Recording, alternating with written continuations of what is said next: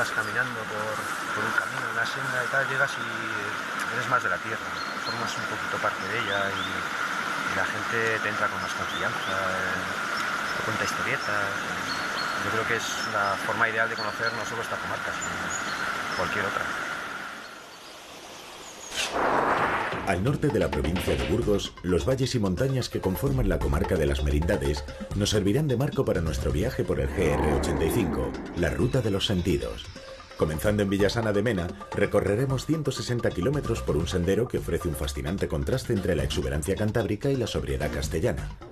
Además de disfrutar de la naturaleza, atravesaremos pueblos con varios siglos de antigüedad, como la villa medieval de Frías, y disfrutaremos de un abundante patrimonio románico, donde destacan la iglesia de San Pantaleón de Losa o la de San Pedro de Tejada, hasta terminar nuestro recorrido en la localidad de Puente Dei. Pero para poder descubrir la Ruta de los Sentidos, hay que empezar a andar.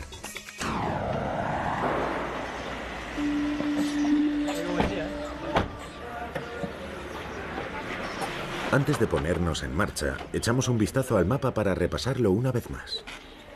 Villasana de Mena. Y ahora tenemos que ir a salir por la calle de en medio hacia Vallejo de Mena. Está localizado hacia Vallejo, sí, está aquí Vallejo. Y tenemos que llegar hasta Castro Cuarto. Aquí está el cuarto. Esto va pasando por el puerto de la Magdalena. Es importante la subida, pero bueno, Pero vamos, no muy dura, ¿no? no es muy dura, no. Vamos allá, ¿no? Venga, a por ello. Aunque Villasana tiene un atractivo patrimonio como el convento de Santa Ana y la Torre de los Velasco, estamos ansiosos por dar los primeros pasos y no nos entretenemos más. Comenzamos recorriendo el Valle de Mena, de aspecto cantábrico, para pasar al Valle de Losa, mucho más castellano, y conocerlo con más detalle a través de pueblos como Lastras de la Torre o Robredo. Tras una zona plagada de loberas será la iglesia románica de San Pantaleón de Losa lo que más nos llame la atención antes de completar este tramo. Los amantes de las conspiraciones milenarias afirman que la iglesia de San Lorenzo en Vallejo de Mena perteneció a la Orden del Temple. Pero lo cierto es que esta maravilla del románico no necesita tanta fantasía para ganarse el sobrenombre de la Catedral del Valle. 800 años después de que se labraran estos capiteles, la mezcla de santos cristianos y arpías y grifos paganos sigue siendo fascinante.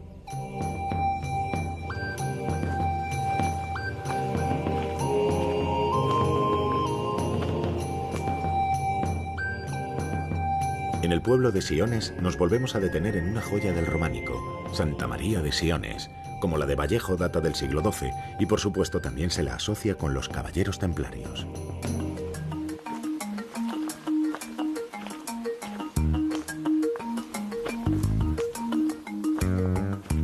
Aunque el Valle de Mena sufrió una importante deforestación por la actividad carbonera y la ganadería, aún conserva grandes extensiones de hayas y bosques de hoja caduca.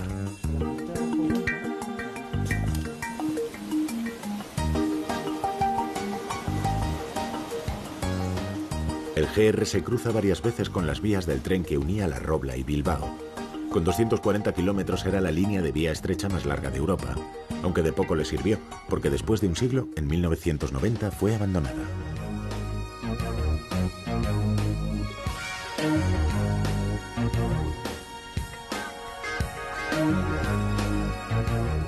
La subida al puerto de la Magdalena se realiza por el sendero que en la zona llaman Camino de los Árabes. En realidad es una antigua calzada romana que también fue usada por los peregrinos hacia Santiago. Con fines menos espirituales, los contrabandistas y extraperlistas la usaron siglos después durante la última posguerra. Una vez arriba podemos disfrutar del Valle de Mena a nuestra espalda, que se mantiene siempre verde.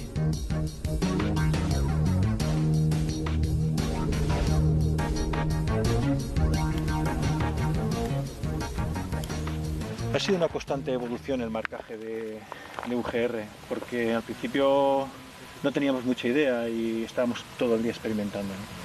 Al final, bueno, pues ya hemos cogido experiencia y hacemos sobre todo que uno siempre vaya más adelante para visualmente localizar el punto con motosierra, ya lo vamos limpiando, en fin, es una labor un poco ensayo-error.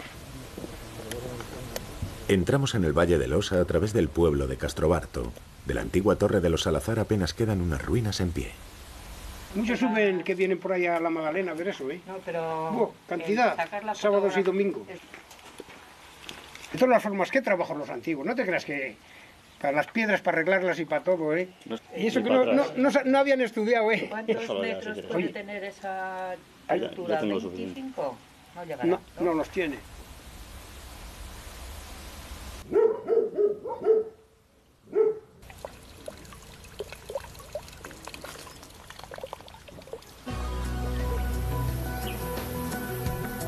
Avanzamos por el camino real, que antes fue calzada romana. En este tramo son más frecuentes los encuentros con turistas que con habitantes del lugar. Algunos pueblos, como Vescolides, fueron fundados hace casi 1000 años, pero en apenas 50 el éxodo rural los ha dejado desiertos. La albañilería de lastras de la torre se ha hecho famosa por emplear lastras de piedra unidas sin cemento ni argamasa. Hace 100 años los expertos censuraban este tipo de arquitectura, mientras que hoy los habitantes de las ciudades pagan un extra para dar este aspecto rústico a sus casas de campo. Una vez repuestas las mochilas en Quincoces de Yuso, salimos del pueblo por un pequeño puente romano y continuamos hacia Castro Robredo.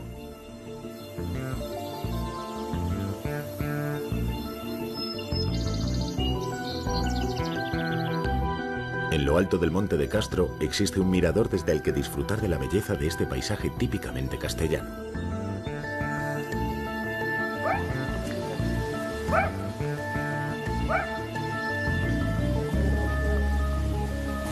En Robredo se percibe una apacible tranquilidad a la que es inevitable entregarse. Hoy solo cuenta con 2 vecinos, pero hace años era uno de los centros de cría del caballo losino, una raza propia del valle que está a punto de extinguirse.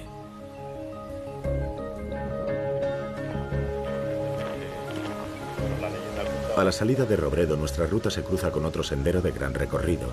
No hay pérdida, el camino está perfectamente balizado. En el Valle del Osa era muy frecuente la presencia de lobos. Los ganaderos levantaron trampas para darles caza. La lobera de las Barrerillas es un buen ejemplo. El sistema es sencillo. 2 altos y largos muros de sillarejo forman un embudo que desemboca en un foso, donde los lobos eran rematados después de caer.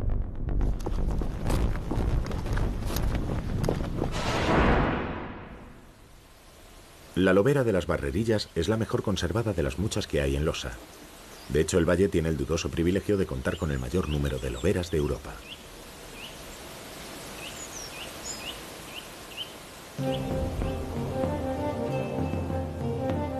La ermita románica de San Pantaleón de Losa aparece citada en los libros de texto escolares. Está construida sobre una imponente peña con forma de proa de barco. Si las anteriores iglesias románicas guardaban leyendas, a esta se le vincula con la mayor de todas, la del Santo Grial.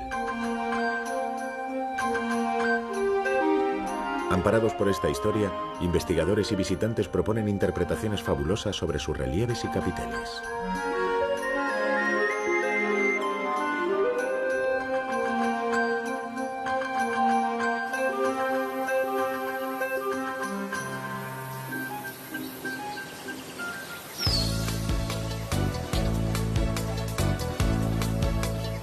A pie o en bicicleta cruzamos las campas del Juncal y nos dirigimos hacia el valle de Tobalina.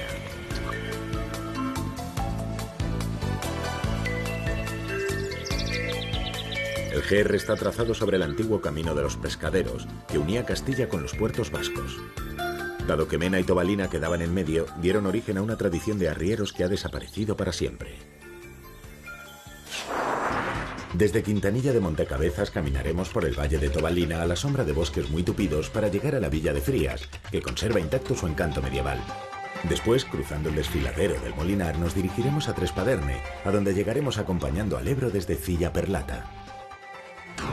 A la entrada del pueblo de Parayuelo se erigía la iglesia de San Miguel Arcángel. Hoy está totalmente en ruinas y no precisamente por el paso del tiempo. Un descuido durante la quema de rastrojos provocó el incendio accidental de la iglesia.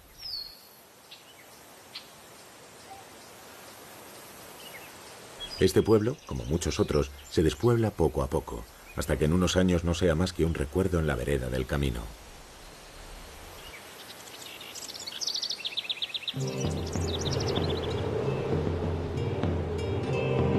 El mazacote de piedra que nos encontramos a la entrada a Lomana es una vieja torre defensiva construida en el siglo XV por la familia Bonifaz.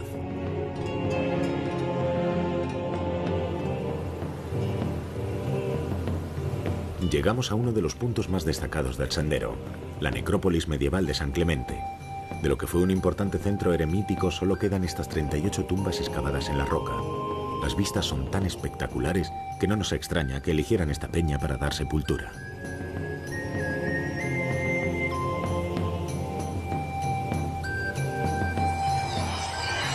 Según nos vamos acercando a Frías, lo primero que destaca en la distancia es la silueta de su castillo. Entramos en la villa por el grandioso puente que cruza el Ebro. No solo impresiona por su tamaño y por su torre central, sino porque lleva en pie desde el siglo XII. La mayoría de las casas del casco antiguo conservan el sabor medieval de toda la villa, aunque muchas fueron construidas en siglos posteriores. Paseando por sus calles, es inevitable sentirnos transportados a los tiempos en que Frías era una de las villas más importantes de la zona.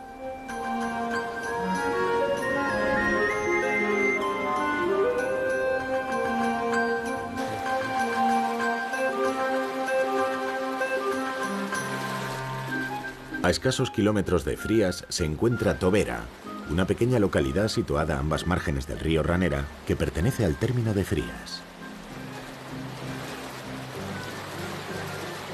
Aprovechando su caudal constante, los vecinos de Frías construyeron 9 molinos de agua que hicieron de la ciudad un pionero centro preindustrial. El pequeño pueblo es la boca de entrada del desfiladero del Molinar. Al internarnos por la garganta, llegamos a las ermitas de Tobera, precedidas por un pequeño puente medieval. Son 2 ermitas barrocas construidas en el siglo XIII y enclavadas en un lugar de ensueño.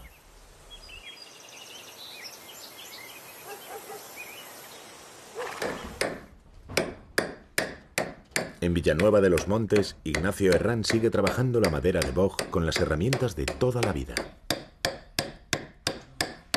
Con estas herramientas nunca me cortó, con la navaja algunas veces algo, pero poco. Bueno, pues así está en la forma dado. Yo de cada palo una pieza.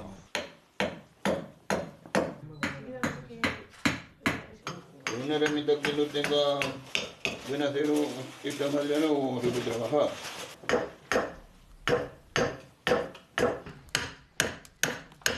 Ignacio es heredero de una tradición que tuvo en Frías a los mejores cuchareros del norte.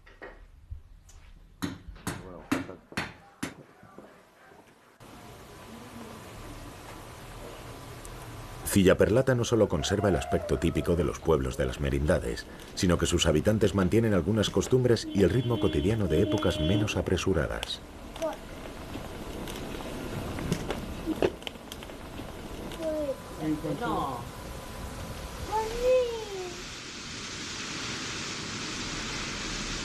De Cillaperlata a Trespaderne, el GR se convierte en un paseo muy agradable por la ribera del Ebro.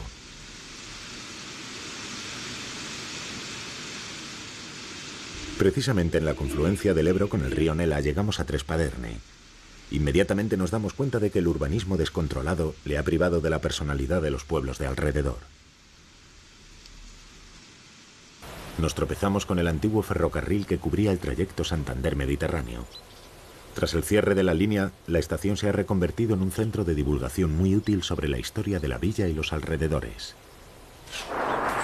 Desde Trespaderne, por el Cañón de la Horadada, llegaremos a Tartalés de Cilla y a través de la Sierra de la Tesla a Tartalés de los Montes, puerta de entrada al Valle de Valdivielso. Recorreremos el valle visitando algunos de sus pueblos como Oz, Quecedo y Arroyo y cruzaremos el Ebro en Puente Arenas para finalizar en el Almiñé.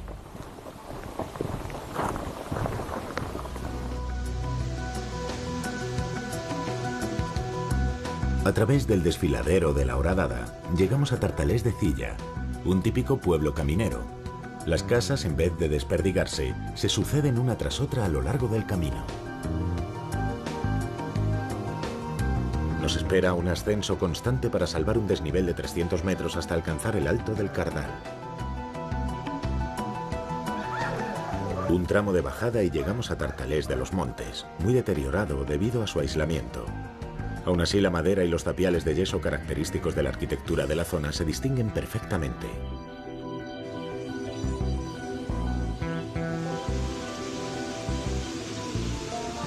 La vida en estas sierras nunca fue fácil. Durante siglos, Tartalés permaneció unido al valle de Valdivielso solo por un peligroso camino arañado en la roca. Esto mantenía al pueblo prácticamente aislado de la comarca, hasta que a mediados del siglo XX construyeron el túnel actual. Aunque el descenso hasta Hoz de Valdivielso se hace por carretera, el espectacular paisaje compensa el hecho de tener que pisar sobre asfalto. Al otro lado del desfiladero salimos al valle de Valdivielso, a la altura del pueblo de Hoz. El valle presume de producir unas cerezas deliciosas, pero sobre todo de ser cuna de apellidos ilustres, como los Ruiz de Valdivielso, los Huidobro, los Velasco o los Quecedo, de ahí que se le conozca como el Valle de los Hidalgos. Muchas fachadas lucen escudos y blasones que tienen 4 y 5 siglos de antigüedad. Si estamos atentos, los podremos ver en los pueblos del valle: Hoz, Valhermosa, Arroyo o Quecedo, y junto a tanto apellido de abolengo, por supuesto, también iglesias y rincones muy agradables donde hacer un alto.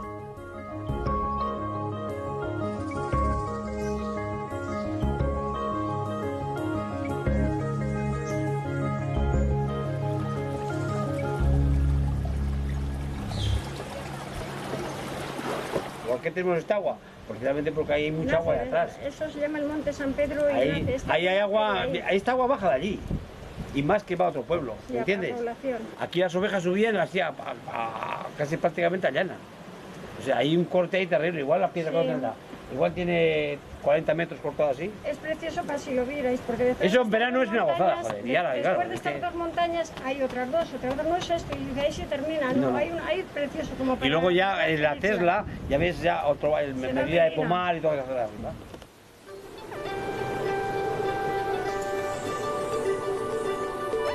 Tras escuchar los consejos de los vecinos de Arroyo, nos dirigimos a la ermita de San Pedro de Tejada. Como cualquier ermita románica, también está decorada con diversos motivos e imágenes, aunque en este caso no todas muy ortodoxas. Algunas figuras representan desde partos a hombres y mujeres levantándose el vestido para mostrar sus genitales, con todo lujo de detalles.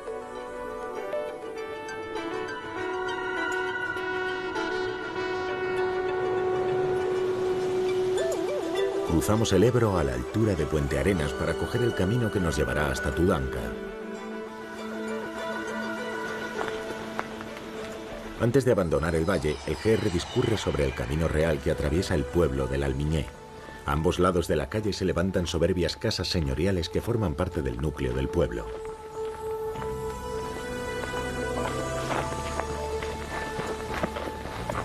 El asfalto deja paso al antiguo camino romano. La subida se realiza sobre el empedrado original, reparado por los propios vecinos del pueblo en el año 1556. A medida que aumenta el desnivel, la calzada nos permite apreciar el esplendor de su obra. Desde el Almiñé subiremos a la yerma tierra de los Páramos. Desde el recóndito pueblo de Aedo de Butrón descenderemos para coincidir de nuevo con el Ebro en Tudanca y junto a él salvar el espectacular paso de los Tornos para llegar a Ciudad. Pero aún nos queda atravesar el estrecho cañón de las Palancas entre Landraves y Munilla para concluir este fascinante tramo. Tras una larga cuesta, al fin llegamos al páramo. La ermita de Nuestra Señora de la Hoz se erige como único testigo en medio del desolado paisaje. La vegetación es escasa en la estepa y el viento, aunque invisible, es uno de los elementos distintivos de la zona. Comenzamos a descender hacia Tudanca, pero antes encontramos un pequeño pueblo escondido, Aedo de Butrón. El sendero apenas entra en el pueblo, pero merece la pena visitar la iglesia de Santa María la Mayor. Según los especialistas, las imágenes esculpidas en la portada pueden haber sido obra de los mismos artistas del monasterio de Santo Domingo de Silos.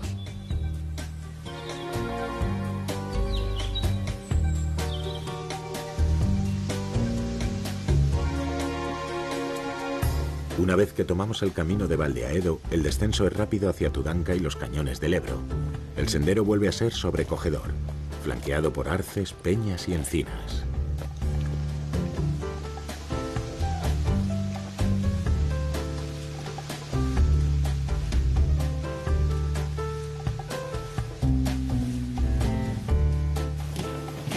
Mira, José Ángel, alguien se ha dejado la puerta abierta. Bueno, pues habría que cerrarla para que no se escape el ganado, ¿eh? Venga. Pues venga, pasa ahí. Como senderistas, es nuestra responsabilidad mantener el GR en perfecto estado, por ejemplo, cerrando las vallas para evitar que se escape el ganado.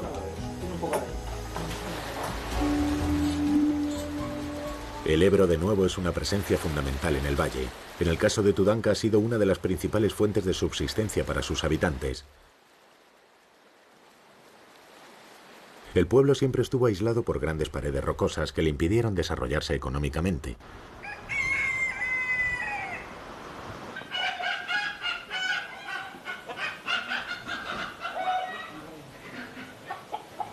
Tal vez también gracias a ese aislamiento conserva un encanto inalterado.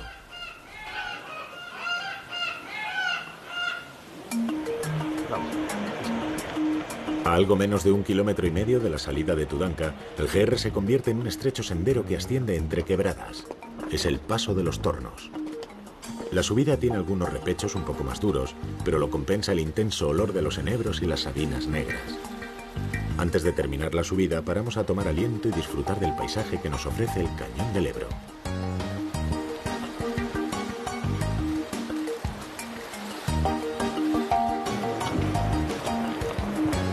Estas quebradas son además el lugar de cría de algunas rapaces. Conviene hablar en voz baja y no salirse del sendero para no molestar a estas aves tan delicadas.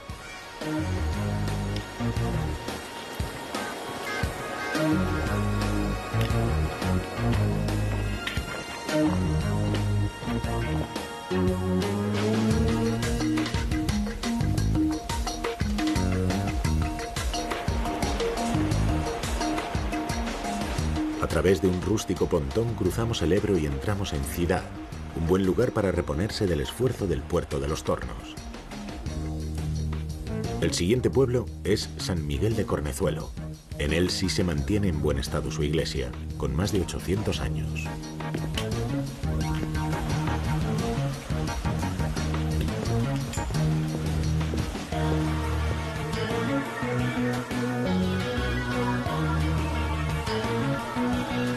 Tras pasar las localidades de La Huerta y Lándraves, el GR llega a la Vega de las Palancas, uno de los tramos más estimulantes para el senderista. El sendero discurre ahora junto al arroyo de las Palancas. El desfiladero se va haciendo más y más estrecho hasta que se convierte en un angosto cañón de apenas 5 metros de anchura. Al lugar se le conoce como Las Palancas, y cuando el arroyo viene crecido es imposible continuar por este punto.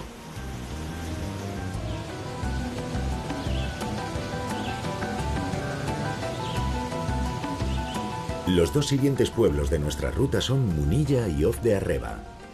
Entre ambos salvamos la sierra por el Portillo Esmeril.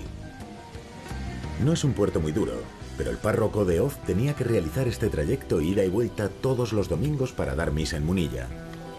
En agradecimiento por su esfuerzo, o con mucha ironía, hoy se le conoce como el Camino del Cura.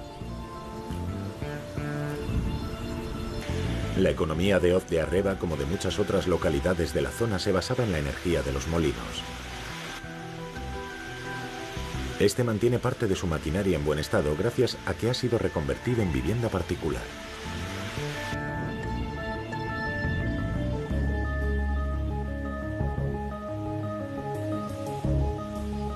Muy cerca encontramos las Ollas del Piscarciano, un conjunto de simas y grutas de más de 14 kilómetros de longitud que deben su nombre a un famoso bandolero.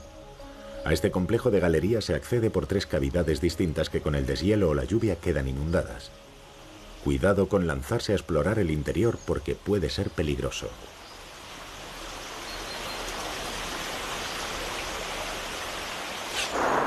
Desde Hoz de Arreba en dirección a Soncillo entraremos en el valle de Valdevezana. Ya en la localidad de Quintanabaldo el trazado de la línea férrea Santander-Mediterráneo nos conducirá hasta Puente Dei. Llegando a Soncillo el paisaje vuelve a cambiar. Si antes era más castellano, ahora recupera su aspecto cantábrico. Pisamos sobre grandes extensiones de prados de siega siempre verdes.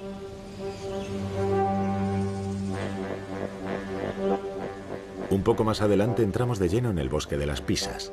Es un gran hayedo en el que también conviven robles, avellanos y acebos. El GR85 tiene el apodo de la Ruta de los Sentidos, y es en un lugar como este donde comprendemos por qué. Las hayas forman un tupido muro que cambia de color con las estaciones. y el olor de los avellanos resulta penetrante. Cada vez nos detenemos con más frecuencia, como si quisiéramos retrasar el final del viaje. Ahora la excusa es beber en la fuente de Villaváscones de Bezana.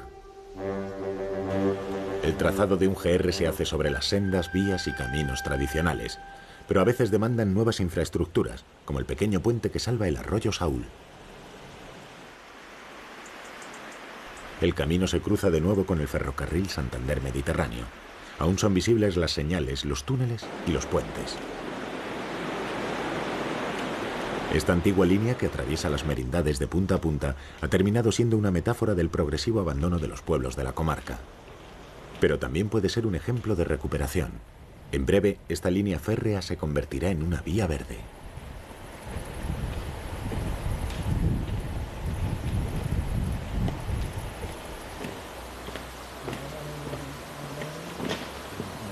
Pues, José Ángel, estamos en Puente Rey. Bonito el camino, ¿eh? Sí. Una forma bonita de conocer la comarca de las merindades sin pisar asfalto. Mojarnos un poquito las botas, relajar los pies y charlar un ratillo de los buenos gustos. Que está fría el agua. Está buena, ¿eh? Está buena. Bueno, me ha encantado el camino, ¿eh? Creo que es súper interesante. Y creo que es la mejor forma de conocer esta comarca, ¿no? ¿Qué te parece?